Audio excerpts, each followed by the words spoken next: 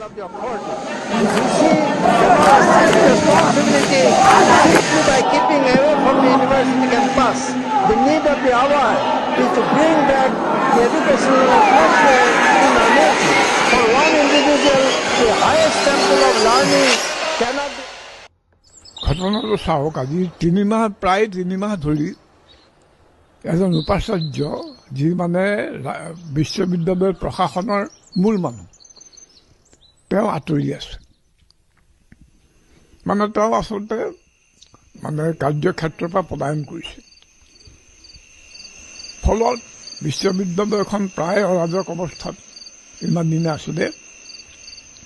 কিন্তু গণতন্ত্ৰৰ প্ৰধান কথা হৈছে প্ৰতিবাদ শুনিব লাগিব, কিবা বিৰোধিতা হ'লে আলোচনা কৰিব লাগিব। জোৰকৈ যদি